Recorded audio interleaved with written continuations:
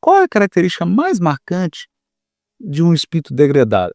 Cineide, eu não me arriscaria a fazer um prognóstico desse, porque essa seleção é feita por espíritos muito superiores.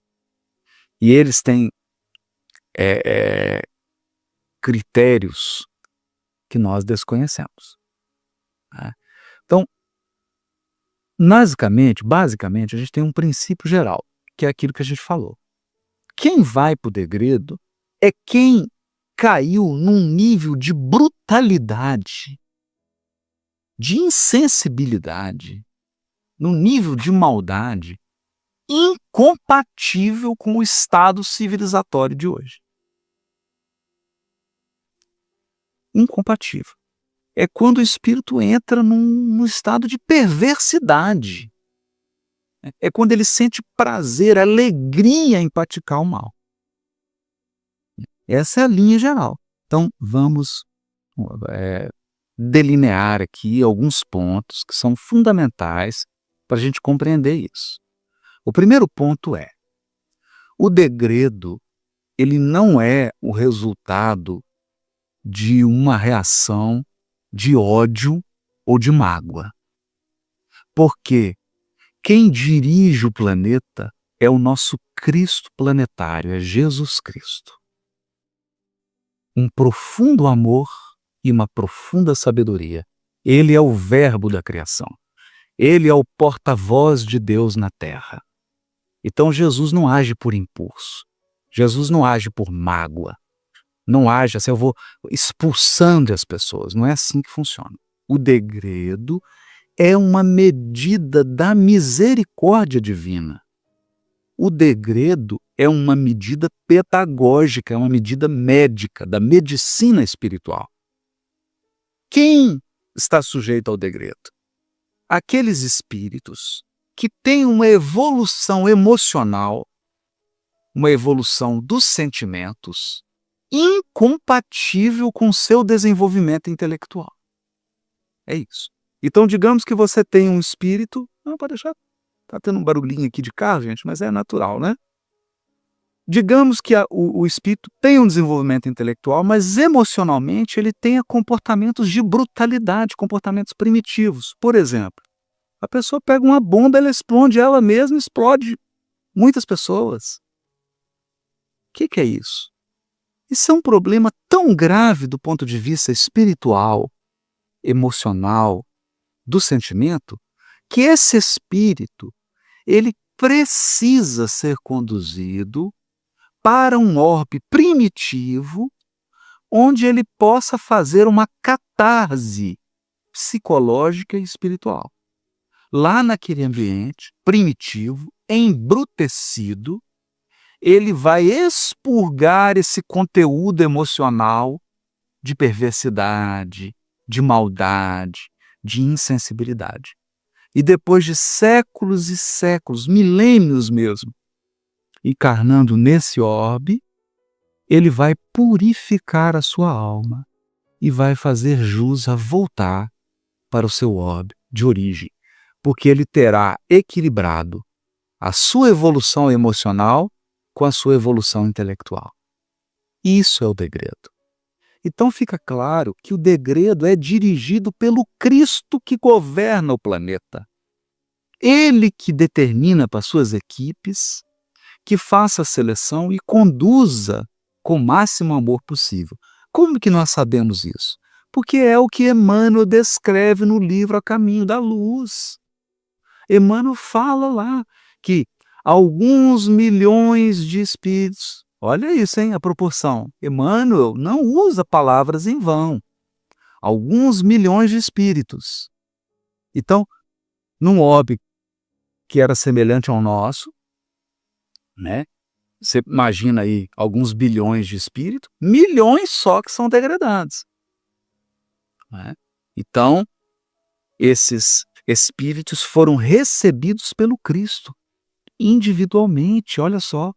O próprio Cristo recebeu esses espíritos degradados e prometeu a eles que os ajudariam a reerguer-se e a purificar suas almas. E o Emmanuel ainda diz que a maioria do grupamento dos egípcios já voltou para a capela.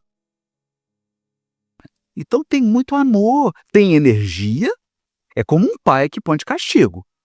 Estabelece uma restrição, mas tem muita energia e muito amor. Muito amor. Então é assim que nós precisamos entender. É claro que alguns milhões de espíritos serão retirados da Terra. E o que os espíritos nos esclarecem? Que quando você tira alguns milhões que estão liderando, a massa começa a seguir outras lideranças que vão reencarnar. Então, espíritos muito avançados vão reencarnar e vão começar a liderar os grupos, liderar as massas, e elas vão seguir o curso ingressando na regeneração. É claro que o Emmanuel dá uma data, ele tem informações, deu essa data de 2057, mas tomemos cuidado com data. Porque tem pessoa que acha assim, deu 00:01 de 2057, a Terra é mundo regenerado. Não é assim. É assim que funciona quando você sai do inverno para a primavera. Por exemplo, você está no inverno, aí você fala assim, olha, falta 1 minuto para entrar a primavera. Entrou a primavera. Não é assim. As coisas têm um ciclo. Né? O dia acaba e você entra no crepúsculo. Começa o crepúsculo e vai escurecendo. É um processo natural. Né? Só que esse processo obedece a ciclos astronômicos. Porque o planeta está girando, gira em torno do Sol, o nosso sistema está girando em torno de um núcleo, a nossa galáxia está girando em torno de um núcleo. Esse é o relógio cósmico. Então, os espíritos crísticos obedecem a esse relógio cósmico. Há um tempo para cada coisa. É assim que a gente deve compreender o livro A Caminho da Luz e o processo do degredo. Porque senão a gente fica criando uma série de misticismos, gente. Não é? Fica criando uma série de misticismos. Então a gente precisa ter contato com isso, né? A Kaline Lima está perguntando aqui se há na Terra ainda capelinha. Nossa, cara, se tem. O Emmanuel diz no A Caminho da Luz, em 1938, que somente do agrupamento egípcio que havia voltado. Do agrupamento dos hebreus, dos hindus e dos arianos, a maioria ainda estava na Terra. Está cheio de capelinha. Isso. E fora outros degradados de outros lugares. Porque tem degradados de outros lugares. Tem muitos ainda que não conseguiram voltar. Infelizmente. E não quero dar notícia ruim, mas tem degradado de capela que vai para um segundo degredo. Não vai ter condição de acompanhar, né? Quer dizer, em vez de voltar para a capela, vai para outro mundo primitivo. O que acontece na transição? Vou resumir aqui um tanto agora de perguntas que estão surgindo aqui. No período dessa transição planetária, a gente tem uma mensagem.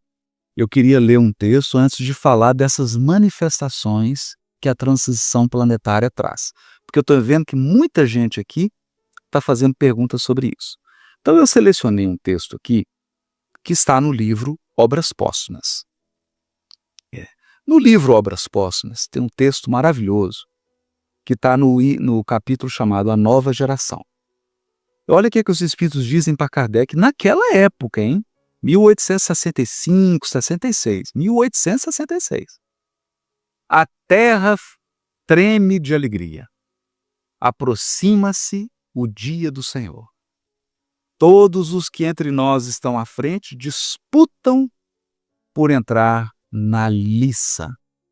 Já o espírito de algumas valorosas almas encarnadas agitam seus corpos até quase despedaçá-los. Olha que lindo.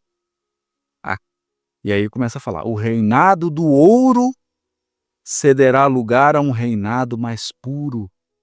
O pensamento será dentro em pouco soberano.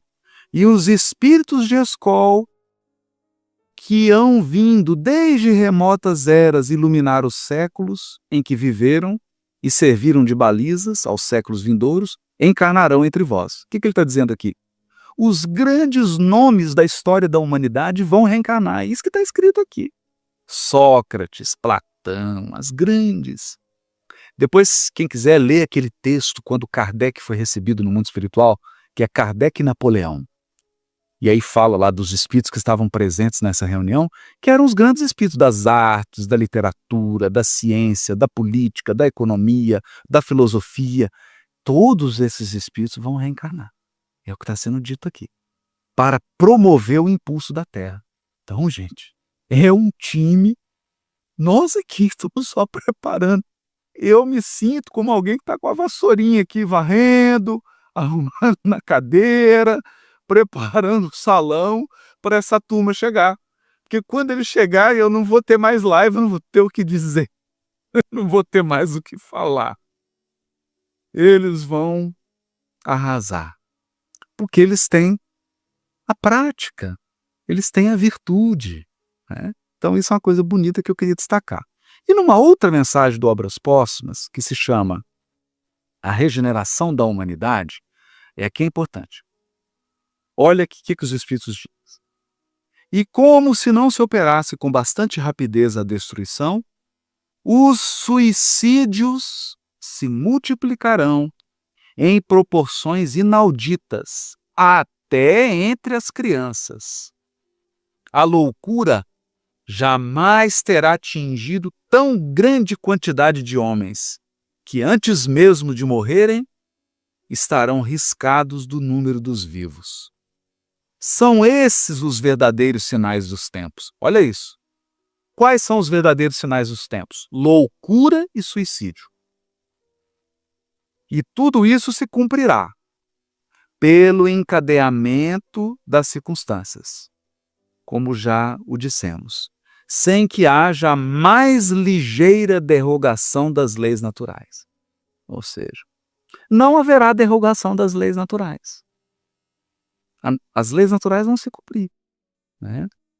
Como já o dissemos, contudo, através da escura nuvem que vos envolve e em cujo seio ronca a tempestade, já podeis ver despontando os primeiros raios da Era Nova.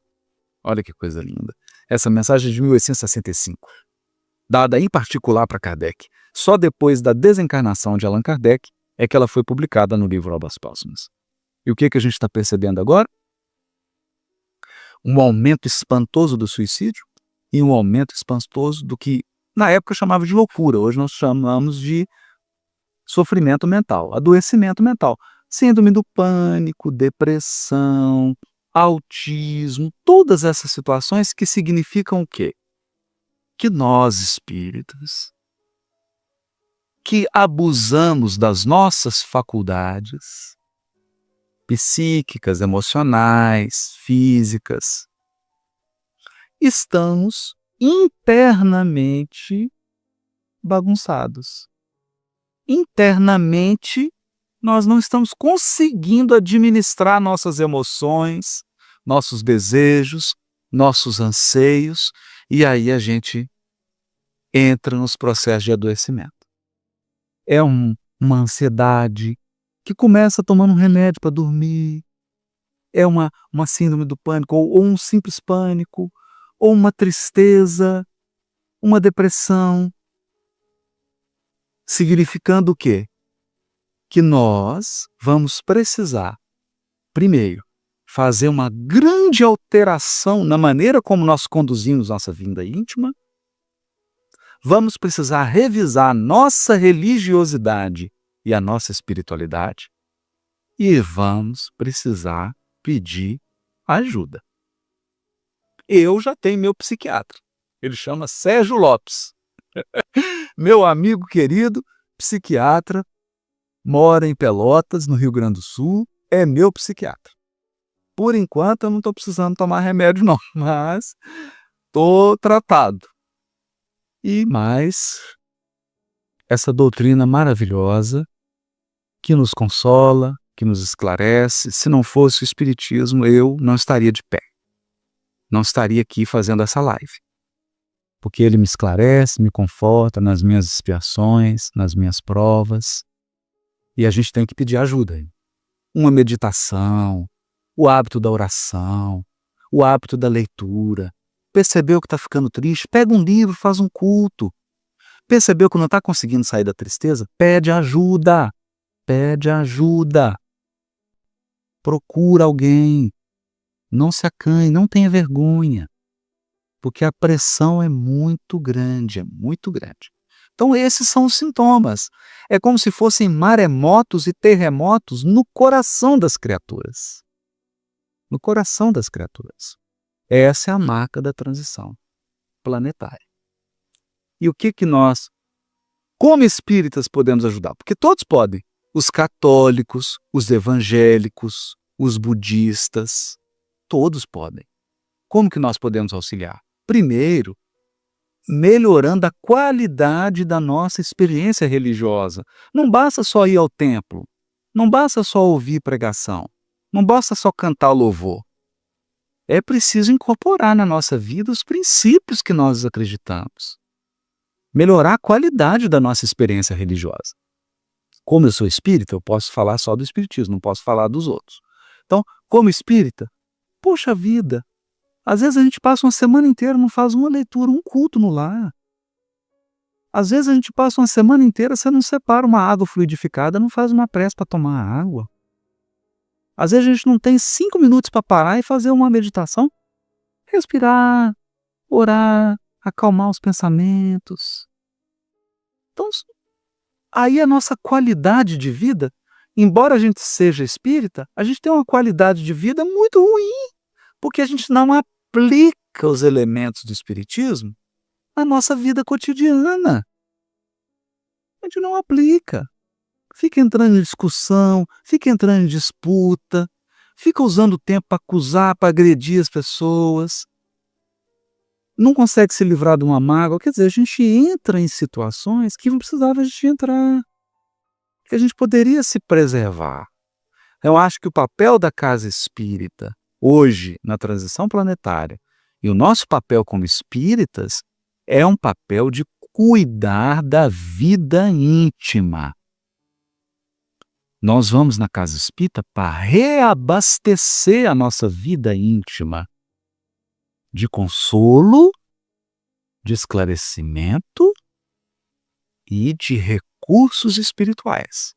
Inspiração, boas vibrações, bons relacionamentos, bons contatos, boas conversas. É isso. Então é importante. São pequenas coisas. Pequenas coisas. Eu comecei a reparar isso. Antes eu acordava, às vezes. Acordava, não sei o que acontecia, às vezes durante o sono, né? Encontrava com algum obsessor, com algum. Não sei, acordava agitado. Aí você já começa o dia naquele sentimento. Agora eu acordo sempre, antes de levantar da cama, faço uma prece simples. Uma prece simples. Se eu não estiver conseguindo concentrar, faça um Pai Nosso. Se eu concentro, faça uma prece ali, 30 segundos. Você já muda seu estado emocional ao acordar. Você já acorda melhor. Aí você já vai dar um abraço na esposa, no esposo, no companheiro, na companheira, um abraço nos filhos. Você já toma um café. Toma um café. Às vezes a gente vai tomar um café e já começa a ouvir notícia de crime, de assassinato, de roubo, de sequestro. No café da manhã. Não é que a gente tenha que se alienar. Eu reservo um momento do dia para eu ver as notícias, saber o que está acontecendo no mundo, mas não é no café da manhã. No café da manhã eu ponho lá uma mensagem. Okay? Às vezes quando eu percebo assim que eu não estou bem, aí eu ponho uma palestra minha mesmo. Tenho feito isso. Às vezes eu vou para o serviço ouvindo uma palestra minha. Eu vou ouvindo o que falaram através de mim, que eu fui só um instrumento. E às vezes eu me emociono com a palestra minha, que não foi minha. Eu fui só um instrumento. Eu escuto de novo, falo, nossa, interessante, vou até anotar isso. Vou anotar isso, porque na próxima palestra eu vou falar isso. É assim que acontece, né? Então, é importante a gente entender isso, né? Que a gente precisa cuidar disso, precisa cercar a nossa vida, que eu chamo de âncoras. A nossa vida tem que ter âncoras. Você tem que ter momentos no dia em que você abastece de espiritualidade. Isso pode ser momentos bem rápidos, não é preciso. Porque se você passar o dia sem abastecer, você cai numa questão comum e aí não consegue manter, né? Então, espero ter ocupado aí um pouco das questões que estavam, né? Tem aqui a Lourdes Marim: Haroldo, você me inspira, obrigado, querida, sou evangelizadora. Como falar de todo o conflito na transição planetária para adolescentes de 11 a 14 anos que estão também em delicada transição? Ô Lourdes, olha, eu tô com um adolescente aqui em casa, sabe, né? Meu filho já está entrando aí nos 13 anos. E eu digo de experiência própria: olho no olho, sinceridade de coração e fala abertamente. O adolescente de hoje não é bobo, não é criancinha. Eu, na minha época, muito tempo atrás, quando eu fui adolescente, no século passado, né? Era outra coisa, gente. Era outro tempo. Eu não tinha acesso a esse tanto de informação, esse tanto de hoje que um jovem, um adolescente tem hoje. Então, só que o adolescente tem que falar a linguagem dele, tem que ser sincero, tem que ser congruente, tem que ser coerente. Primeiro a gente tem que viver o que fala. Ou pelo menos fazer um esforço para viver. Porque senão ele não sente autoridade moral na nossa fala. Tem que ter sinceridade, não pode falar de cima para baixo, com arrogância. Falar de coração, olho no olho e falar: olha, nós estamos passando, está acontecendo isso. Cuidado. Cuidado que você pode cair nessa onda, você pode ser levado, olha aí as drogas, olha aí o suicídio, olha. E falar de coração, de alma aberta. Temos que falar, né? Temos que falar. Meu filho suicidou-se há 9 anos, aos 27 anos de idade. Oro por ele todos os dias e várias vezes, sempre enviando vibrações de amor, carinho, força, fé e coragem. Tenho muita preocupação em como se dará a transição planetária para aqueles que infelizmente fizeram esse ato tão cruel contra si próprios. Aí perguntando como que eu penso sobre isso. Evani, olha, no livro Memórias de um Suicida, Ivone Pereira do Amaral psicografa essa obra e ela nos traz uma revelação belíssima. O espírito que cuida de todos os suicidas no mundo espiritual, sabe quem é? Maria de Nazaré, a mãe de Jesus. E tem um poema lindo que eu citei numa palestra que fiz em Campina Grande agora, no Carnaval. Depois olha aí no canal, Campina Grande. Um poema em que, sabe como começou isso? Quando Maria de Nazaré foi resgatar Judas Iscariotes, depois que ele suicidou. Foi a partir daí que ela assumiu o encargo de cuidar dos suicidas. Ivanes, então sabe quem está cuidando dos suicidas? A mãe de Jesus. Está em boas mãos. Não poderia estar em melhores mãos. Né? Qual mãe poderia substituir Maria de Nazaré, a mãe de Jesus? E ela conta com uma equipe de milhares de seres superiores. Na maioria delas são as trabalhadoras de Maria, a maioria são espíritos femininos, engraçado, né? Um pouquinho mais sensíveis, talvez mais maternais, mas tem espíritos masculinos também, né? Quer dizer, nessa definição aqui da Terra, né? Porque espírito não tem isso, né? Não tem.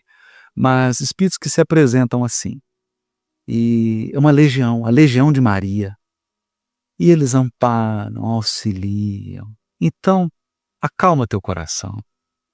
Pede para Maria cuidar do seu filho. Pede para ela encaminhar, porque não tem coração mais puro, mais amoroso para assumir essa tarefa. Confia. Tá a Larissa aqui desejando que Deus abençoe sempre a minha vida. Obrigado pelas palavras, pela dedicação.